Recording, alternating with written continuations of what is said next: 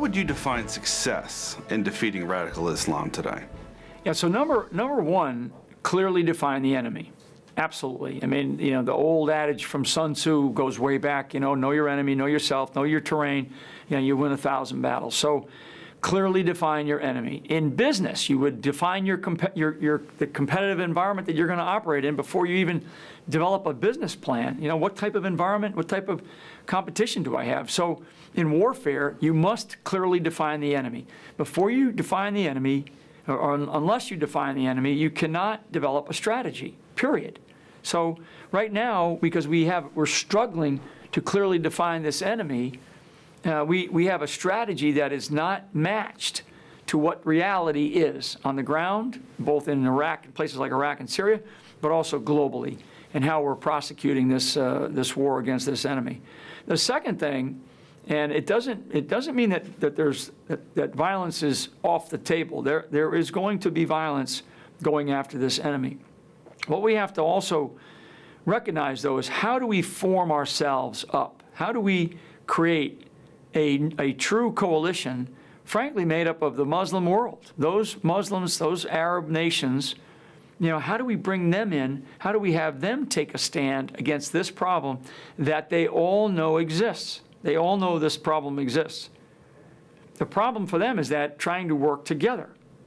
And this is where the United States of America comes in. This is not about providing thousands and thousands of boots on the ground. This is about bringing together a coalition that actually, they have the bigger problem with this. Now that problem has come to our shores. That problem has come to Europe. And so what we have to do is we have to place new demands on some of these countries, okay? Many new demands. And we have to look at how we are relating. What's our relationship with some of these countries? We're talking about everything from economic development, information campaigns, tough diplomacy, and how, what kind of relationship do we want to have with some of these nations? And then those nations are run by kings, presidents, and prime ministers and emirs. And they need to be brought into the conversation at the leader level. The leader level. We have not had that happen with this current administration at all. And I do think that there is the other component of this, and we've talked a little bit about this already, but this idea of discrediting the ideology. Attack the ideology. Attack it in all forms, in all fashions. We went after communism, all kinds of things we did to attack the ideology through, the classic Voice of America, to movies, cartoons, things that we talked about in our own schools as when kids were growing up. Everything we talked about was anti-communism because we knew that communism was out to basically, usurp our way of life, take over our way of life. Well, that sort of exists today. It still exists today with countries like Russia, who will align themselves with a country like Iran. And a country like Iran, they are anti-West. They are anti-United States. I don't say this facetiously, but Iran's national anthem is death to America. So we have to look at how do we attack that? And how we attack that is we have to make the decision that we're going to discredit this ideology. And that starts, again, from a U.S. government perspective, and frankly, from a U.S. perspective, when you're talking about even state and local level, that starts with being able to clearly define it, clearly understand it, and then have the imagination and creativity to really go after it, to discredit it in a way that it may take time.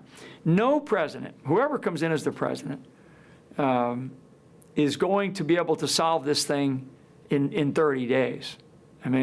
My recommendation would be to put somebody in charge, tell everybody around the table, this is the person I'm putting in charge. If they come to me and tell me they can't get it done, I'm going to come to you. And I'm going to say, why aren't you helping? In fact, I will personally run the meetings if necessary. It's that big of a problem. And I would say, you got 60 days to come to me with a plan. We don't need to get into the weeds. Right now, this administration gets into the weeds about everything from logistics and resupply on the battlefield to how many leaflets are being dropped on convoys that we're allowing to escape. It's insane.